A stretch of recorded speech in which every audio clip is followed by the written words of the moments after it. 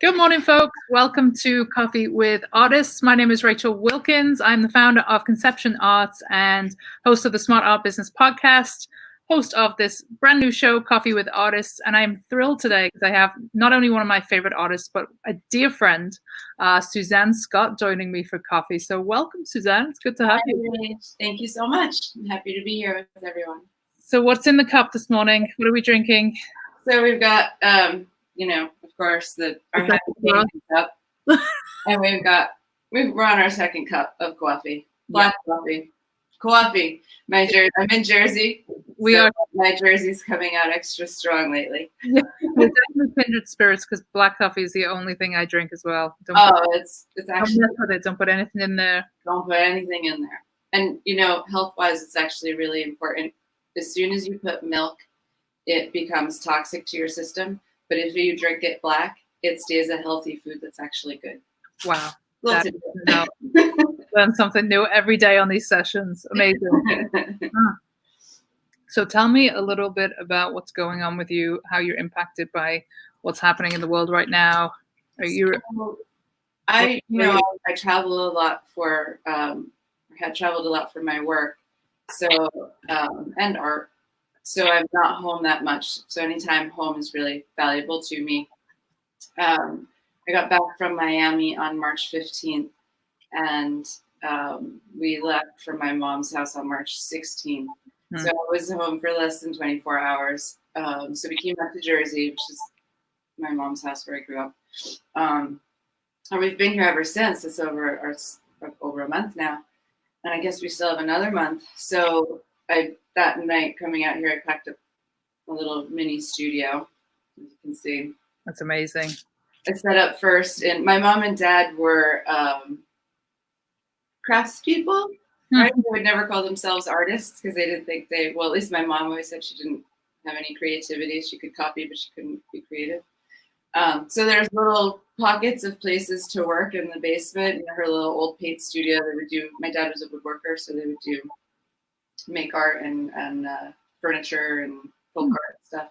So I took over her painting area initially, but it was so cramped and I couldn't get away.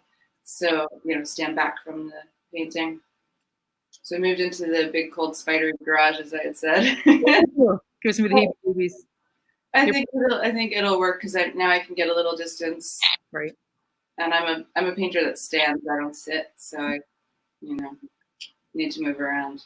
Well, it's good that you have the space to be able to do that because I know I was thinking about a lot of people who are confined in New York right now who are quarantined that, I lived in the city for 7 years. Like, we don't have space. Like, space is a luxury. And for anyone that doesn't know what we're talking about, Suzanne lives in Manhattan. In a beautiful, beautiful, but small apartment. Tiny, 500 square feet in the middle of Greenwich Village, but but tiny. Tiny. Right. So, I mean, being quarantined there, and obviously you can't really move around in Manhattan right now. Well, I think you can easier this week, but it would have been, I'm sure, challenging for you. Absolutely. We would have been in pretty tight quarters, and my studio's not set up there, so I wouldn't have anywhere to really work. It's nice. It's hard not being home for this many days, especially coming off of never being home, as I was saying before. But my studio assistant Lulu is here, so yes, we need to make a special appearance, and we'll get Frankie out again later. Oh, definitely. We're gonna have a little dog out, a yappy hour at the end. Yes, the yappy hour. So, how has this shift impacted you creatively? Do you feel like you're more creative, less creative? I felt like I was coming off of a really intensely productive period because the past year I've been producing work for an upcoming solo show in Brooklyn, which obviously got canceled. It got canceled, not postponed, because the gallery had run out of funding and mine was set to be the last show. Wow. So that I was in the midst of about to sink my teeth into my final painting for that show. It's 13 portraits of impactful, powerful women and fingerprint portraits. And so I had one left to do, which was this one, and cranked it out here in my mom's basement. And then once I finished it, I don't know whether it was, it's just that creative high of like you're producing. It was a year of making 13 paintings. And then, well, actually I didn't make all 13 in the 1 year, obviously, but you kind of come off that high of like production, and then that coupled with like, I'm used to moving around studios and working in different places from doing different residencies and just having that kind of nomadic lifestyle in the first place. But I think that, the show being canceled, everything that's going on, I just felt like there was this black cloud over everything. So I just couldn't, that's part of me getting out of there. I'm like, change the environment, try to get some different energy going. It's impacted it. I don't feel as creative. It's like pulling teeth to work. But I can't say whether it's the show, which is the direct influence. Well, how could it not impact you, because you're working towards this goal, and you have a very kind of structured approach to who you're going to paint, because obviously these are based on specific people. I feel like that show needs to still happen somehow. So it's actually going to. I can't talk about it yet, but it's okay.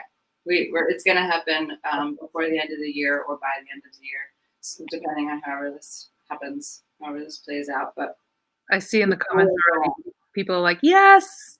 So it looks like we have a bunch of people watching. So folks, we will be taking questions. So if you do have any questions for Suzanne or any comments at all, please do chime in. We will try and take some throughout the session. And then if there's a lot, we'll just do them right at the end. So be sure to jump on in with any questions. So obviously I'm very familiar with your work, but I want you to just lay it out in simple terms, the process behind it, because I think you have one of the most thoughtful approaches to your work that I've seen in I've witnessed a lot of artists and a lot of artwork, but there's a lot of real thought and intent behind what it is that you do. So just share with our audience a little bit about the backstory and how you go about creating these pieces. Thanks, Rach. So my little elevator pitch, right? All the artists have to deal with this. How do you sum up your lifetime of work in 3 to 5 sentences? Or even just this series right now. Okay, so yeah, I mean, essentially, as you know, I do abstract portraits based on people's fingerprints. They are not literal, but I do literally fingerprint people. I scan it, I blow it up just large enough to read it. I don't know if you can see in the shot. I don't think you can. Let me grab this. And I can vouch for this process because I have been fingerprinted very recently. Yes, very recently. So like, terrible at it. This is one that I'm going to work on. So I'm just working off of that. I'm going to reference it. I have to know the person. I have to understand their energy, some of their backstory, their personality. For instance, one of the last portraits I did for this particular show of women was the artist Patricia Cronin. And just because I take it for granted, it's part of my typical process, every aspect of their life, I'm sort of telling a story, I try to draw from that. And people have seen the finished product of Patty's piece and have commented about the transparency of it. And I was like, oh, well, the transparency was a direct influence for me because she's a sculptor. She's an artist. She did some really wonderful sculpture. She did one of Aphrodite that's at the Tampa Museum of Art. And she took relics of antique sculpture and then filled it in, completed the story of the sculpture. And the way she did that, it's like a resin that almost looks like sea glass. And there was this transparency with her body of work. And so like that is one of her most recent pieces. And it really influenced when I was getting to know her and digging into her story, that influenced me, then therefore influenced the painting. So I'm kind of trying to not do a literal fingerprint. It's abstract, but it's a portrait. And it's something that, the fingerprint also gives me a unit that should remain the same during your life. And I can retell stories because our stories always change. It's amazing. And I can, I went through the process with you of being fingerprinted, and it's something that you think, oh, that's super easy to do when you actually do it. It's really not, right? I think the first attempt was good and the rest of them were just horrible. Well, it's really funny because you can tell a lot about the personality just from the way they approach the fingerprinting. Some people are just like, and they just like smudge it out and they insist that, and it's just like these stampy little things. Some people are like very elegant and regal about the way they do it. So it's, you can already start to get a read on personality just by their approach to the physical process. And have you seen anything really interesting in the prints when you've done them? What's kind of been surprising or? You know, lately I've been doing these women, right? And these creative women. This is my first like series of really focusing. So everyone's fingerprints are different, and they're tiny little differences if there are any. But I noticed that these 3 or 4 strong creative women that I painted had really similar patterns, if you will. So it was really interesting to see. And then it's like, well, okay, so I'm hoping to have a different pattern, a different something to follow each time, but I kind of am having really similar, like nuanced little adjustments. And I'm wondering if it's like, you know, one is Edie Brickell, the musician, Paul Simon's wife, and then the other is Deb Cass, Patty Cronin's wife, who's also an amazing artist. And the 3 of them had like the most similar, like, so it was like, is there something here? I don't know.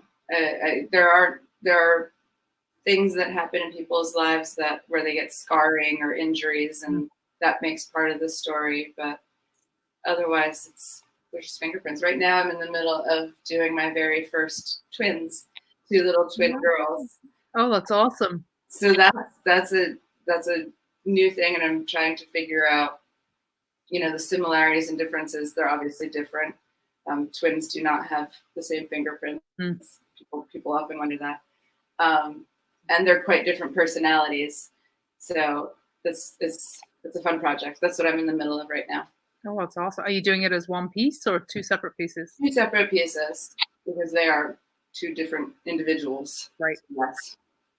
Very cool. So what in the world led you to decide to explore this narrative? It was started in like 2003, 2004. It was after my first divorce. I'd always wanted to be a forensic pathologist, but nobody really knew what that meant growing up, right? And of course, I always loved art and wanted to pursue that, but that's a whole different story. And the story that I followed. So I had a big interest in human anatomy, and I would always say, let me see them blood and guts as a little girl. Like, that was what I liked. And my dad was a biomedical engineer, and so I would watch the knee operations, surgeries and stuff, and loved that. Eventually went on to study human anatomy. All of this comes down to the fact that as an artist, I'm passionate about abstraction. I don't really paint in a literal way at all. I used to, but I moved out of that. My abstractions that I was making were based on nothing. They were just these abstractions that were just coming out, and they had a very anatomical feel. And I was making the same painting over and over, just trying to push it and try to find that vocabulary as an independent artist, and what my look was going to be, what my style, what came easily. So in that, at the same time I'm making these abstract paintings, I'm finishing up this divorce, which was just nasty. It was just, it was tough. No divorces are, well, I hope some are, I'm sure. But divorce is never fun. No, they're not very nothing. But there was an unsolicited outpouring of help and compassion and assistance in ways that I wouldn't have even dreamed up. So I kind of wanted to figure out a way to say thank you, to identify people's individuality and tell their stories as I was telling my story, and really just sort of say thank you, and here you are, and this is how I see you, and here's the beauty in you. And I thought the fingerprint is obviously what makes us unique, and it also worked into forensics that I was interested in, and it already looked like my style, which was sort of anatomical. So it kind of was just a seamless thing that happened. amazing, and it's amazing how how deep into it you can go, and there's always going to be a new subject, right? There's always going to be a new Mhm. person. And that's just it. I'm I'm a people person, but I also like my alone time. But I like people's stories. I like collecting their stories, and like I said before, it's not only just the new people that you meet in a new story each time, but the same people you can revisit and retell a whole new story just with paint and color and line and negative space and retell it at a different point. So, on that note, have you done a self-portrait? I've done so many self portraits. What egotistical artist hasn't done since the self portraits? And can you kind of look at them over the years and Absolutely, yeah. tell your story? There's definitely a thread you can definitely read, and it's clear. There's the bright colors, the dark colors, the empty spaces, the times of peace, the complicated times, more information or less information. So yeah, I mean it's a diary for me. So it's my journal. So Yep. yeah. Yeah, we've talked about this quite a lot on these sessions, but the I guess it's a societal thing of, the artist needs to be troubled to create their best work, or going through angst or pain or suffering or something. Have you found that to be true with your work? And now, the way that I approach it is it's work, and in the best sense, it's not like drudgery. But it's your job. It's what you do. So there are definitely times where you're not creative and it's just not going to happen, and that's okay. That happens. But I don't think I haven't found that more awful times in life are better to create or have created better works. Mm. I just think it's and your daily approach and every little bit you lay down, you build that piece. I don't think that emotionality plays, at least not into my work, my kind of work. Other artists have different ways to build their paintings, but also because I'm telling somebody else's story a lot of the time. Mm. It doesn't matter what I'm going through. Right. It's me retelling their story. So yeah, like they can be cathartic for me if I'm going through something difficult and I'm doing my own self-portrait. But typically, it's more of an overview and a culmination of things that have happened rather than just I'm in a dark place. So. And that's interesting that you say, you're telling other people's stories, because that's really what you're doing. And I guess then you don't really necessarily need that, white light experience of No, not at all. right? Yeah. Have there been times in your life where you've been struck with the dreaded creative block, and how have you overcome it? Yeah, it was actually, I haven't had it since I've been painting fingerprints. So like, whatever that was, 2003 or whatever. That's a pretty good run, right? Yeah, that's amazing. I'm fortunate. But Hey, before almost a decade, so yeah. Before that, I was definitely blocked, and like I had said, I'd been doing these abstract paintings, and then my mentor gave me a project, really, just sort of some rules to follow, and he said to take 3 elements, 3 shapes, and limit yourself to that. And then every canvas, approach it as a different artist.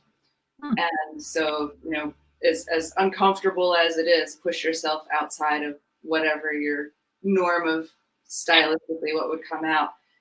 Take those tools and not copy another artist, but just try to break your own rules, try to give yourself different ways of thinking, and each time building off of the last.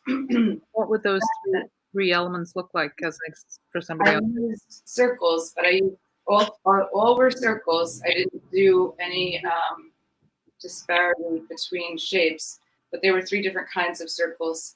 So one was a linear circle, one was a circle, and the other were almost like bullet holes that built a circle. So I used those 3 elements I think I did about 10 paintings, and then it worked. So you came out of it with like, okay, this is my jam. Yep. Mm. Yep. I think a lot of us struggle with that. I know, personally, I've just felt very much like I'm kind of flip-flopping between styles. I had a very like a period of time where I was like, in the zone, right? I felt like everything that I was creating was from the right place. Mm-hmm. I feel like I spent, even still right now, like I'm in this experimental phase where it just hasn't quite clicked. Mm. And it's interesting that you say, try and approach it from different styles, but Yeah. it's hard to be around so much art sometimes, and you're around a lot of artists as well, so I think maybe you can perhaps relate to this, but I see so much art on a daily basis. Yeah. Especially during those times when the fairs are on, and people talk about art fatigue, right? Like it's a real Oh, absolutely. thing. It's a real thing. Yeah, have you found that's impacted you at all? Like, I mean, I think, the difference is you're really saturated. I mean, you're around all these wonderful artists all the time, like, and you're looking at their work and you're judging their work and you're helping them in their career. Whereas, like, I can take I'm looking at it through a lens. It affects me if I want it to or not, Um, but my approach has always been like, people will say, well, who is your artistic influence? I've worked very hard not to have that influence. I'm influenced maybe by people's artist stories. That survival of how did you become an artist? How did you climb the ladder? How did you get there? That's inspiring and that's an influence. I'm not influenced by an overall movement or a specific artist's work. I can be influenced by a brushstroke in one particular artist's work. And like you're at a museum or a gallery and you see somebody's work and there's just like such a good painter that and it's not about the overall work, but it's just the action. As a painter, you know what it took to make that painting, and you just want to run home and work. That I consider an influence, but I'm not influenced directly by the end result of the artist's work. Typically, influenced by process and influenced by sets of rules or lack of rules. So when being inundated with a lot of art, and I have a lot of things, happy to say I have a lot of artists around me. It's more of a conversation, it's a dialogue, and I think you take what you want and challenge what you don't want, and should always stay open to that. And I like that you said, you're influenced by the stories of certain artists as well. And I am going to share a personal story that involves you because it's entertaining. Suzanne and I were at an event, and it was a theater event, actually, like a theater production with our better halves. And we discovered that the venue where we were at this, Shakespeare performance was actually formerly Willem de Kooning's studio. Yeah. And like a pair of school children, snooping around the whole space, taking photographs. Just, that experience to be like, wow, this, especially in New York, right? There's so many places like that where it's like, wow, this is where the magic happened. Like this was somebody who I admire and who was a huge influence, and a huge creative force during a certain time when art was just so alive in that city. Exactly. And to be kind of in that studio, we were definitely like giddy school children. Yes, we were. It was really fun, but you think about it, all the important artwork that may have been made in that particular studio. Yep. And not to get too hippie trippy about it, but there's an energy. You can't deny it. There put that many intense hours in a physical space, energy gets retained. So 100%. Have you had any other experiences like that in New York? Well, I love the fact, the reason it's so hard for me to leave the village is I can look down the block and see where Ed Reinhardt's studio is. He's a hero. I can, across the street is where Carl Andre and Anna Mendieta, their stuff went down. There's so much history right there. And I'm in the middle of reading the book, The Village by John Strasberg. I really highly recommend it for anyone who loves New York history. It started back from when it was New Amsterdam, the Isle of Manatus, all the way till through the 90s, I think. Not finished, so. But just that history of going through generation and generation. There are little hotspots, little pockets of creativity all over the world where these important things happen. And if you're an artist, they're important to you historically. These are your predecessors. These are the people who you're influenced by what they've done. This is what your imagery is. This is what you're perceiving. This is what you're building on. This is the story you're going to try to continue to tell for humanity. So these areas are important. And again, it's like it's an energy. It exists. Even though there are no artists creating right there now in the village, it's like, well, NYU, but I was going to say the same thing. Yeah. I remember coming to the village, and that was just like, it was like magnetic to me. There was something under that. There was, paving stones that is still there, that exists. And I remember I was bartending on McDougal Street, so I was like right in the heart of it. And, I would go I was working at one point in what was the old gas lamp. Oh, right. It was called Alibi at the time. It's like, this is where like I remember Alibi was like writing and performing music. Like this is crazy. Like, wonderful. It's amazing. It's amazing. And I think that had a big part of my, just the revival of my artist spirit was just living in the village. I lived on West 12th, and I lived over by the Cubby Hole, basically, across the street from the Cubby Hole for a couple of years. It was ideal for many other reasons, but we don't need to get into those. But it was, that neighborhood was just, it was so inspiring. Yeah. So much creativity happened there, and you just felt the energy. It was amazing. How long have you been in the city? Because you're really a New Yorker at this point, even though you're a Jersey girl. Yeah, well, I'm a Jersey girl. I always will be. I'm not embarrassed to say it. I first moved in. Obviously, I grew up. I don't know, what are we, 20 miles away or something, right? So my parents were in North Jersey. I first started in the East Village. I was on 9th Street between 1st and 2nd. And then bought my apartment over 20 years ago now. So, yeah. When you could still afford to buy real estate in Manhattan? Back then it was a little better, but, a few divorces kick you down a bit. So, so I'm not in as good a spot as one would hope. But. No, that's awesome. So let's go back a little. Tell me a little bit about growing up. You grew up in out in Jersey, in kind of a rural-ish area, right? Really suburban. I think it's suburban. It was. We moved once when I was in junior high. Whatever. I don't know. I'd always just sort of like ached for something more. I would go to the city when I was much younger and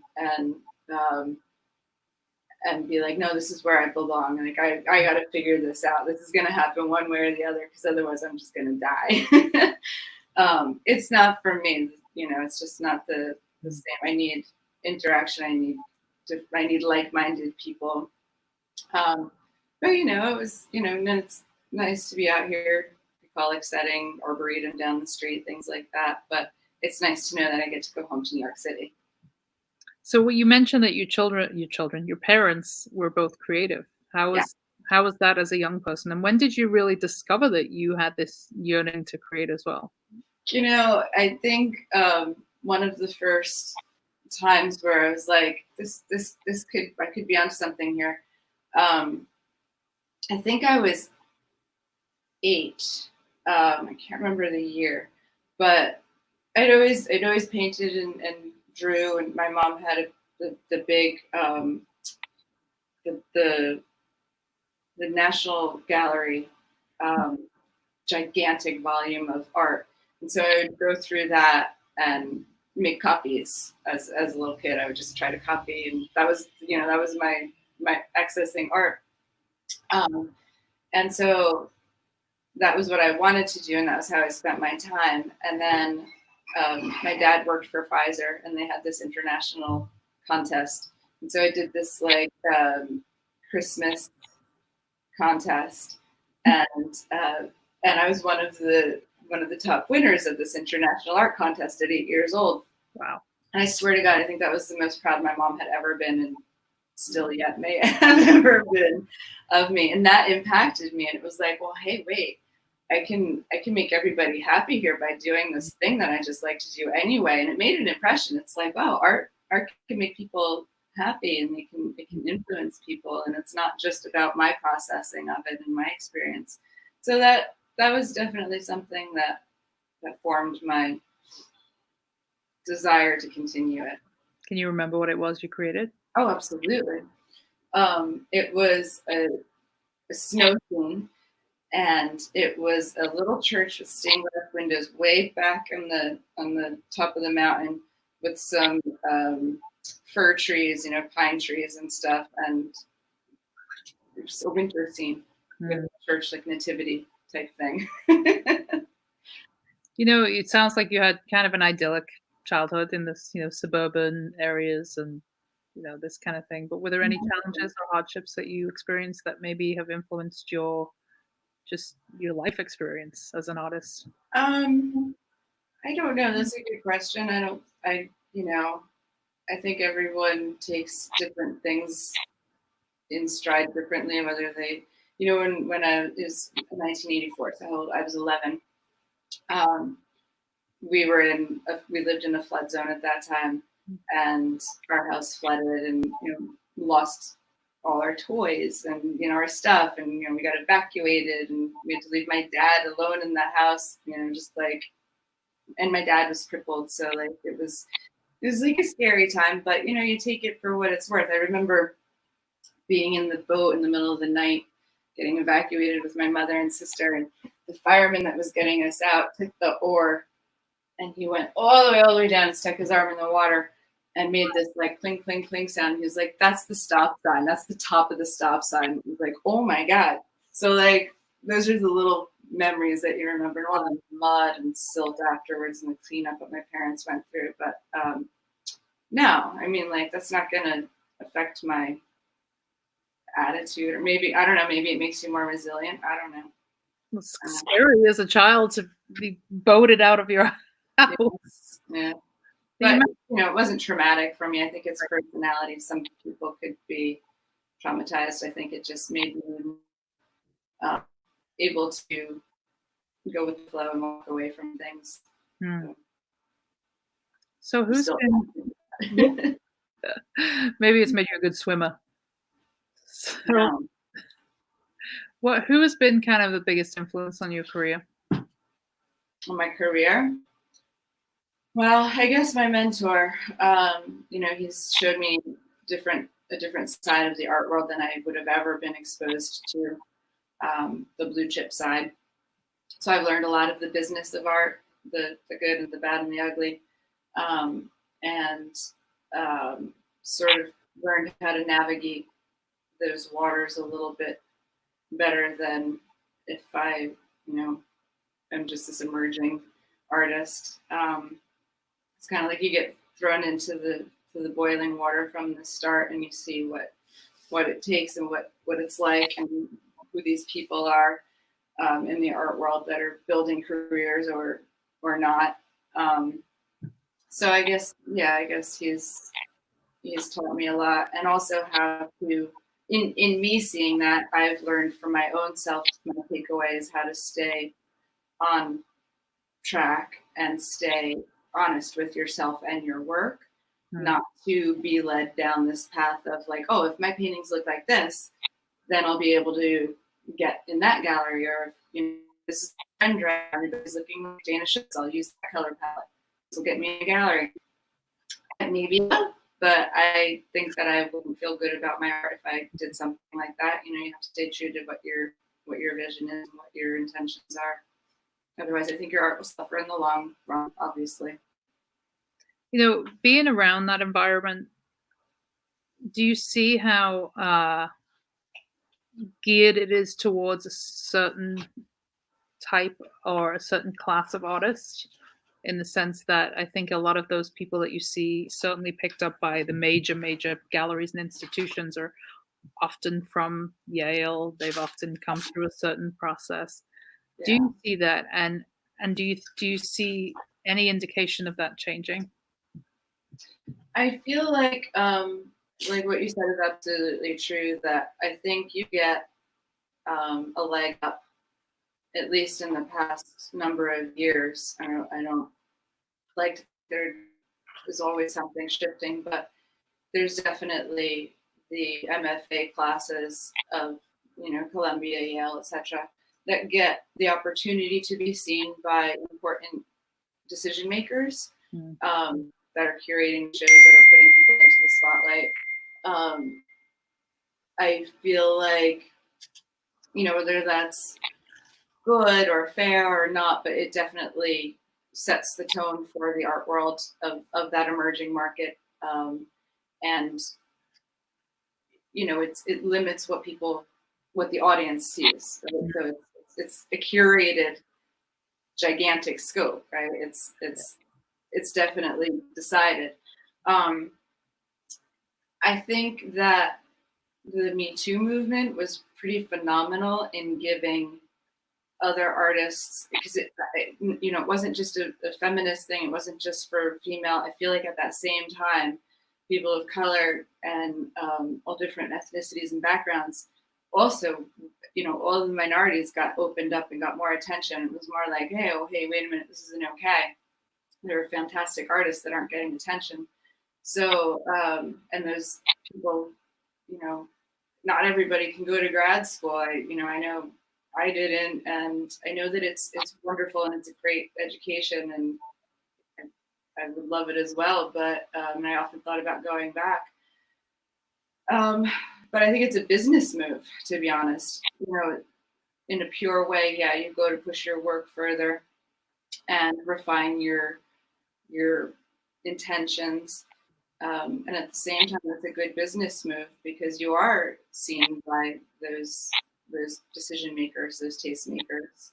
But it's such an elite few that make it via that route. Because I've talked about it before, but I think there's many different measurements of success in the art world. It doesn't necessarily have to be that one clear, Yeah, pathway. absolutely. But it is such a, yes, it would be a business move, and yes, it always is going to look good on your resume. But you're competing with the likes of people who can go to Yale and can go to Columbia, and Right. such a Yeah. small percentage of the population, right? Yeah, I'm not knocking it all either, because I am friends with a number of artists that did do their master's studies at places like Yale and Columbia, and they were not privileged. They were not, it wasn't just like an easy thing. They were just really damn talented and really intelligent. So that's wonderful to see. It's an important factor. And there's great, like Hunter is a great program. There's so many great programs that are affordable, and I think it really does help make your work, make you think about your work, and it teaches you how to defend your work amongst your peers. It teaches you how to, I think, describe why you're making this work and why you think it's important, which helps you dig deeper ultimately. So, I'm with you. I would do it in a heartbeat if money and time were not a challenge. exactly. Yeah. I would love to be. I didn't know, it's just too old at this point anyway. I don't know. I disagree. I think I don't see it in the next 5 years for myself, but I can kind of get on board with going as an older person, because you really kind of have a more rounded sense of who you are. It's very true. I think that's part of it too. Like, you go as this younger person, and how effective is it? Because it's almost like, are you too young? Yeah. Have you not even built your vocabulary enough to be challenging it? Because that's sort of the point. You should be challenging yourself, right? At that stage, not the undergrad. And yeah, you're right. Maybe it's it's that much more valuable, because you're going to break yourself out of set boundaries that you, as an artist, should always be pushing. Yeah. I mean, I think back to who I was at 20 and who I was at 30 even, like, I didn't know what the hell I wanted to do with my life, even at 30. Yeah. And Yeah. I don't think there's a and we talked about this actually on the last session with Linda. Like, I never, you know, I guess, I don't know, I didn't have art was always, like, on the back burner. It was always, like, that thing that I can do and I enjoy, but it's never gonna be a career, you know? Right. So I never really even focused on that pathway.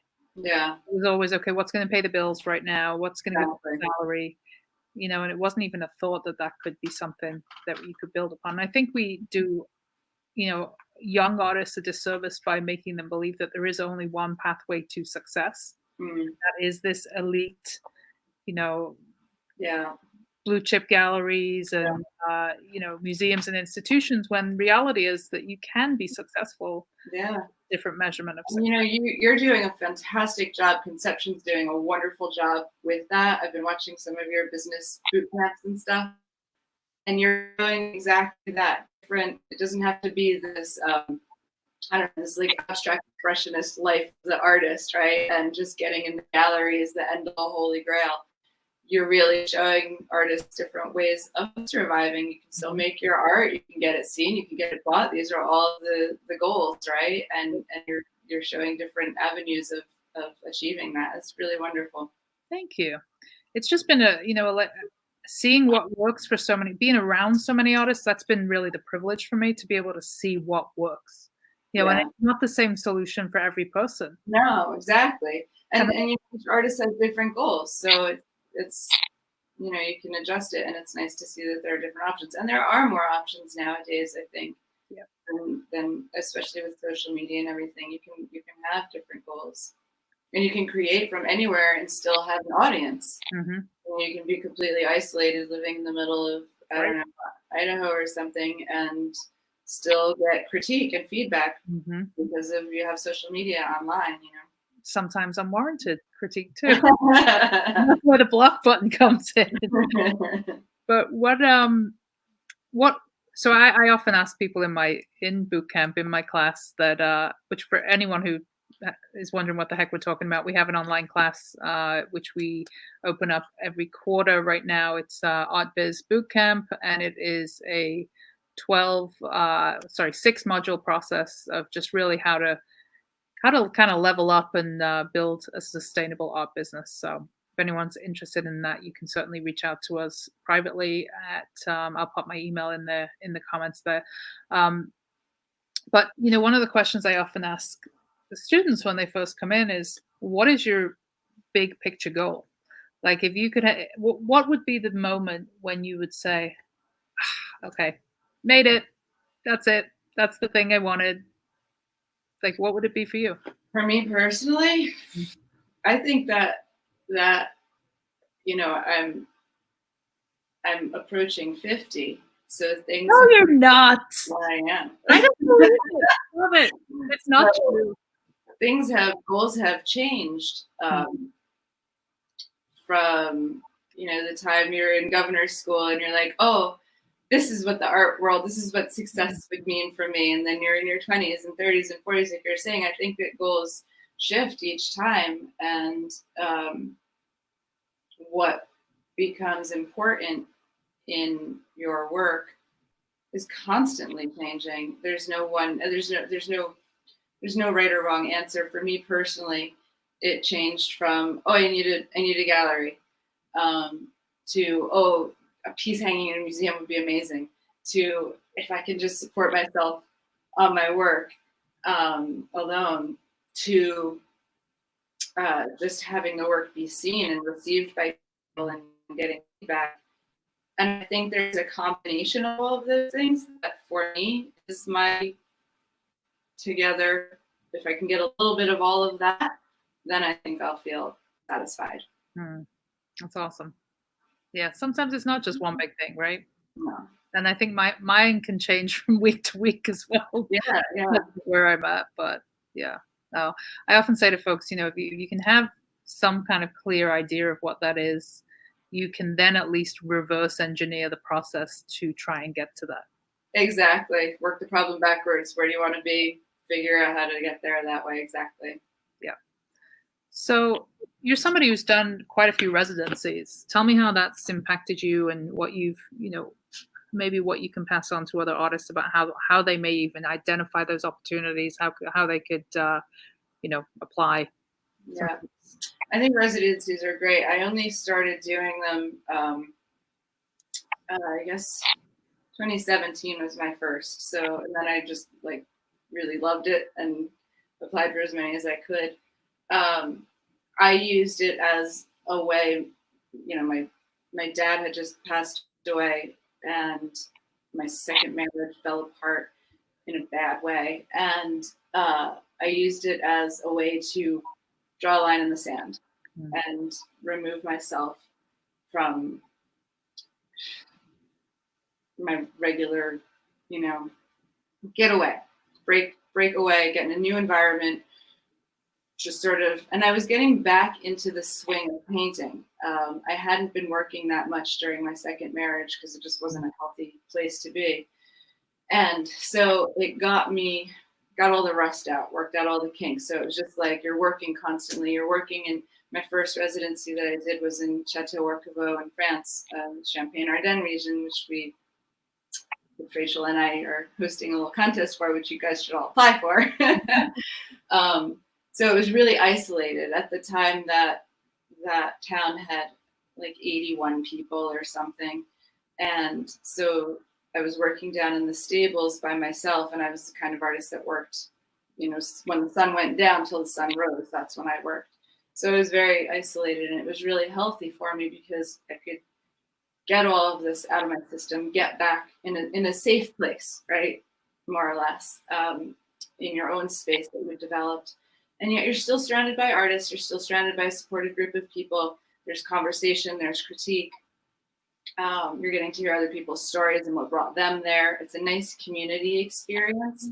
So not only do you have your like alone time to be creative, but you can immerse yourself into the community as needed, and it's there for you. So I think they're wonderful. I think it's a really, I haven't had a bad experience, knock on wood. So yeah. The other ones are, I did a couple of years in Bargemont in the south of France, Stephen Paul and the Mad Arts group from Brooklyn, and worked with a master printer, Per Hansen, doing lithography. And again, it's it's this focused time where you're there just to learn, to study, to work, and so it's very intense. And I think that's where the value really comes. But you can use it as needed. Each artist is different. Maybe they just need to go escape and experiment or something, and you can't worry about the outcome, your output. They give you put those sort of. But again, each artist is different. If you're goal oriented, then make a goal and you want to come out of this with a certain number of paintings. If not, you're there just to like mess around and push your boundaries. Then in any case, I think it's really valuable because you're not gonna have to achieve a grade at the end of it. It's all what you put into it and want to take away from it. That's awesome. So going back to what you talked about there about the drawing the line in the sand, I remember that the day that your father passed away because we had a show that night. Oh, yeah. Oh, and I remember you, coming in saying, "No, you don't need to be here," and you were like, "Nope, I'm going to do the show. I'm going to show my work," and such a seismic shift in your life that obviously you had a lot of other things going on around during that time that were particularly a struggle. It's one thing being a friend of yours and to see you kind of come out the other side of this with such positivity and hope and just this very clear vision about what the kind of work that you're creating. Because I remember right before that coming to your studio in Brooklyn, and you were still dabbling in a couple of different things. You had the fishing lures, I remember. Yeah. And now, when I think about that, like you said, you drew a line in the sand, and creatively it seems like that really is almost when things did shift for you. Do you feel that way? I feel like I became more, the way for me personally life has gone, it's cycles of recreating yourself, not necessarily by choice, unfortunately.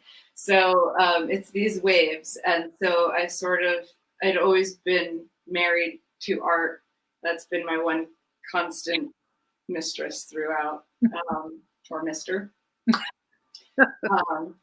And with that, it ebbs and flows. You know, you're more present in your work, or you're not. You're creating more, or you're not. But it's always been a pursuit.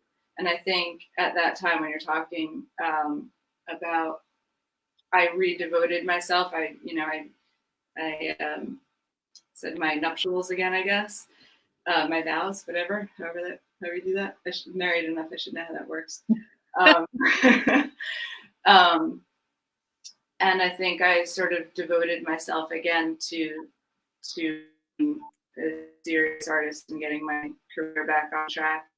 And you know, that day, it sounds really crazy. You know, it was the day my dad unexpectedly dropped dead, and then that night I'm back in the city showing with you.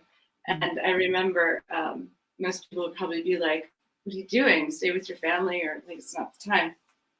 But I remember thinking, well, what else am I going to do? I'm going to sit around and cry. I'm going to cry. But my dad was a big supporter of my art and art career. And I thought, well, this is the right thing. This is what he would want me to do. So we can't talk about that anymore. I'm going to cry. I've already made a few people cry, feeling a little guilty. So no, but I remember just wanting to just give you a big hug, and you know, you guys were amazing. Beautiful. I mean, the night was a blur. I barely remember, obviously, but I was with family because I was with you guys. So exactly. So what do you think is well, actually, before I jump into this question, we are going to be taking some questions. There's quite a few people on this feed. So if you have a question for Suzanne, probably at the top of the hour, we'll take some questions, and then we might get a little sneak peek at Suzanne's studio assistant, Lulu. Frankie may make an appearance. So if you have questions, do jump on into the comments, and we'll pick them up in about 5 to 10 minutes. So what has been the most rewarding and validating thing about being an artist for you personally? Being an artist, I know it's challenges. So we can talk about the challenges for days, but what's the most rewarding thing for you? I think it's those moments alone in your studio, when things click, when it's all coming together, when it works. I mean, that's rewarding. The isolated side. I know artists know what I'm talking about. That it's the best high there is, right? And then the other rewarding part is the 50%. This is Duchamp thing, and I always say it because I really believe it. You making the work is 50%. Having the audience receive it is the other 50%. It's not whole until you have that communication, that exchange of people and receiving the work. So that for me is really important. The feedback, the seeing people's, digesting it and their critique and how it affects them, and when it makes people inspired or happier. Like I'm so fortunate to have so many young artists always asking me for advice and guidance and having been affected by the work. And I'm like, that's incredible. I would have never thought in my life that I'd be that person that could do that for someone. And it's really special. That's amazing. And how do you find, because your subjects are so personal and they're so, analytical almost of that person, right? It's almost, you're taking your impression of that person and putting it onto canvas. How is it received generally? Well, that's a tricky part because, the way I perceive somebody, they might not like it. Have you ever had that experience? Yeah. Really? Yeah. So it's, but again, it's that thing. You got to not worry about it. As an artist, you have a really thick skin. You have a really sensitive skin, but it has to be really thick at the same time. You have to be able to have empathy and feel, but not let it, take it personally when people don't like your work or like what they think of you or what you think of them. Right. So yeah, I mean, it's I have a little more artistic license because I'm not a realistic portrait painter. So if I was painting you and I made your nose too big or too small or too whatever, it'd be like, eek, right? That's tough. It's very hard to judge the work that I do, but there is hopefully an energy that's evoked and expressed, and when people react to that, it could be positive or negative, especially when they're looking at themselves. It's part of, the people that I'm painting know that I'm painting them, right? Like they're aware that their portrait's getting done. But I titled the paintings from a statement that is taken from conversation that I've had with them that I feel like describes their personality or their way of being. That way it lends some anonymity, and it also gives a different level of insight into their character as well. Sometimes people will say something that is so great and so characteristic of their personality that I'm like, now I have to paint you. That's amazing. And I'm going to share a little story that, because I'm completely jealous that you got to hang out with her. But Suzanne recently sent me a photograph of somebody who I adore being fingerprinted. Can I say their name? Of course. Oh, Martina Navratilova. Martina, yeah, she's a wonderful. This is her. This is the one that I just finished. She was the final piece in my show. So this is Martina's fingerprint. Wow. She's really wonderful. Her and her wife Julia are just Martina is so just like high spirit, high energy, but just really like pragmatic, really like logical, and that's a lot of energy to absorb. Yeah, she's wonderful. That's amazing. So awesome. So let me think. I feel like I forgot something. No. All right. Let's go to some questions. Let's see. Do we have any questions here, folks? Yeah, get that coffee going. It's probably cold by now, but that's okay. I like iced coffee. I'm in the garage, don't forget. In the spidery garage. All right, so Ali Galliardo, let's put this up on here. Hi, Ali. I'd go back for my master's in a heartbeat to refining the work, connecting more with people, and talking about art is what I miss most about art school. I think there's a lot of us feel that way. Yeah, and that's part of what residencies are great for. Mm-hmm. Is because you can just do it's less of a commitment, less time commitment, and should be no financial commitment, but you have that community, and so I get it. It's important for artists. Yeah, and just a side note on that, Suzanne did mention we are once again for the second year we're both on the jury, well, not the jury panel, but we're overseeing a contest to give away a 2-week residency to Chateau Orcovaux, which will be taking place in early December. So a nice wintry residency at the gorgeous chateau. For anyone who's not familiar with it, it is beautiful in the Champagne-Ardenne region of France, which I always misspell, and Suzanne always yells at me. That's all right. I have other strengths. Spelling is not one of them. But yeah, gorgeous residency, folks. And, if you are interested in applying, we have actually extended the application process because of COVID. So it is going to be open for a couple of months longer. It's a $30 submission fee. Last year we had over 800 submissions. So, we do look at everybody's artwork, and we will be sending them to a final panel. We will not be involved in the final jurying process ourselves, but a lot of fun for us to look at everybody's work, and hopefully we will be awarding one artist that residency later this year. So that's very exciting. Jan, good to see you. All right, awesome. Jan says, Suzanne, I'm a big fan of the fingerprint art. Thank you for your creativity. Question: if you could live in another artist's canvas, whose and why? Live in another artist's canvas? That's interesting. Whose and why? Oh, I like that question. Like I'm actually transposing myself into the canvas. I'm like seeing myself in an Yves Tanguy. I'd say either and I know it probably sounds really dark, but it's not. I would say Ad Reinhardt, literally dark, but because I feel like in a Rothko, you're going through so many layers. The ad would compress so many layers. It wasn't just a black painting. It was just compression of pigment that is dark pigment, and just the layers and the openness of it. So I'd say I'd ride her black paintings. Awesome. Thanks, Jen. Quarantine. Okay. Suzanne, what is your views on digital art? Digital art. That's a good question.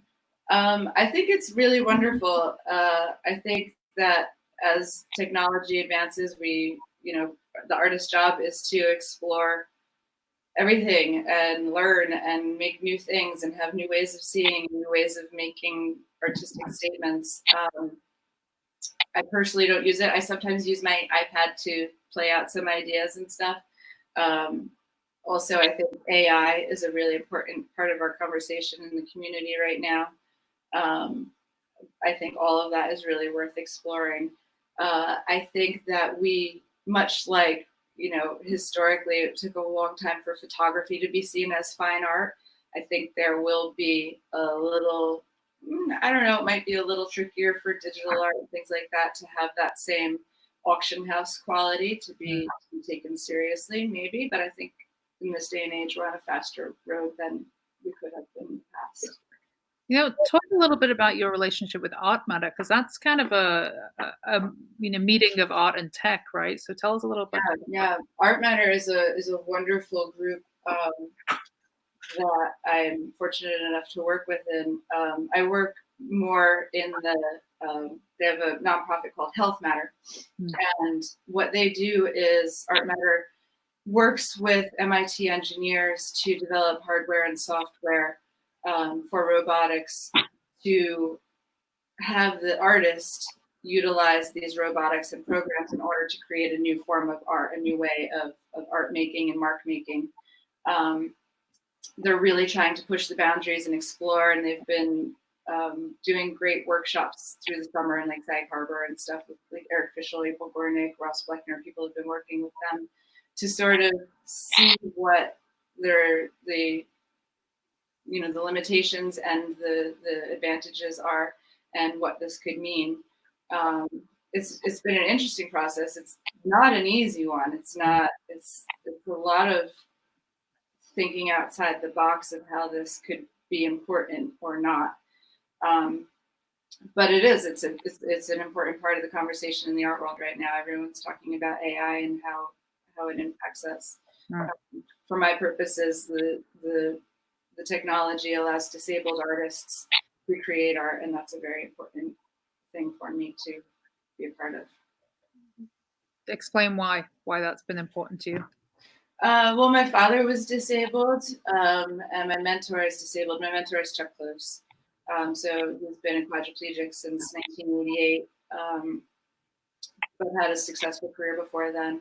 And seeing the difficulties and challenges and how they can overcome and still create art. Also, I've been talking a lot with an artist and friend, Tim Leffens. He's developed the ART technique, the art realization technologies. He recently just asked me to be on his board, so that's very nice. I'm excited about that. He developed the laser tracking technology, which allows severely disabled people to create art. So basically, the disabled artist has a tracker on their head, they can picture in their mouth or something, and there's a tracker, an actual person who has no influence but just follows what colors the artists want to choose, and they create the canvas for them. And after reading Tim's book of the experience and talking to him pretty much on a daily basis since I met him, understanding the impact that this has had, giving a voice to people who can't communicate, can't speak, who are undervalued and disregarded, and it breaks them out of their shells and they have an entirely new life. So it's just really rewarding work. So all of those things that I'm a part of are really important to me. Well, kudos to you for getting involved with these nonprofits as well. And, like you said, being board member, I mean, just since I've known you, you've been involved in a lot of kind of nonprofits, rare diseases, Yeah. another one. It's important to bring attention to these issues. So, hats off to you, my dear. Let's see if we have any other comments. Quarantine says, thank you for answering. Your art sense is amazing. I saw your work on Instagram. Love from Pakistan. Very nice. Thank you. Well, thank you for tuning in. Let's see. Emma. Hey, Emma. Hey, Emma. Not including commissions, how do you decide the size of a portrait? Is it age-based, a bigger personality, or just the overall feeling vibe? Much love from 2 meters and several thousand miles. Hey, Emma. That's a great question. So my format is always square. It just gives a nice exacting unit, and the fingerprint lends itself really nicely to be able to be within that unit. As far as personality, and are they a bigger personality? Yeah, I mean, I think it's more of an unconscious decision for me, but it definitely is based on that. I found that when I've only just done a handful of children, of younger people, and they're smaller. And I feel like if I were to put them on a bigger canvas, that would still be okay. It would be a completely different painting, because I would leave room for their experience to unfold, right? So I don't think I think it's an intuitive choice that I make. Sometimes it's pragmatic, because I'll be traveling, and what size canvas can I bring with me? But I mean, I think the size really influences, because I have in my mind a set of information that I want to describe. And so if that's going to be expanded over a larger area or condensed, it's really just how I want the final product to be seen. Do I want it to be packed full of information, or do I want it to be more spacey? So that kind of plays into the determining factor of size. What is the biggest that you've gone on with these? I mean, I'm thinking about the one in your apartment. Yeah, that's the biggest I've done. It was the biggest I've done. It was Chuck bought me the blank canvas for my birthday a million years ago, and it was as large as I could fit. I was painting out of my apartment at that time, and it was the biggest I could fit into the stairwell to get into my apartment. It was 64 inches. I really want to paint bigger. I've not had the studio space, so I'm thinking the way to do that is in triptychs, diptychs, and triptychs. So that's my next sort of focus, is I want to do something along those lines. That's awesome. What about the smallest you've ever gone? Smallest I've ever done here is I typically do. Hey, Lulu. My studio assistant. Here she is. You gotta get Frank. Everybody. Smallest is 12 inches. That's a standard size that I normally do. I've done I guess on a regular basis, 12 inches. Not in the fingerprint series, I've gone down to 4 inches, which is really fun. Doing miniature work is a whole nother processing. It's really, I like miniatures as much as I like working large. It's really fun. Awesome. All right, my dear. Well, tell everybody where they can learn more about you, what you have got going on this year, what you have coming up. Obviously, things have changed a little, but yeah. My Instagram is Suzanne Scott, Suzanne Scott, Scott. My website is Suzanne Scott. I just changed it, so forgive me. After having the same website for 30 I'm years. I'm gonna put it in the comments. Hold on. Okay, thank you. It's SuzanneScott.art, I believe. It's in the comments, folks. Thank you. Upcoming, I'll have the show in the Village by end of year, so it'll be in Greenwich Village on 14th Street at a gallery that I'm very excited to work with. But I'll give more information as that gets closer. And yeah, that's what's happening. Wonderful. All right. Well, that was Suzanne Scott, folks. Amazing oil painter, abstract portraits. Do tune in tomorrow. We're going to be back again at 11 a.m. And thank you, Suzanne. Thanks, Rach. Thanks for watching. Thanks for your questions. Absolutely. I'll see you soon.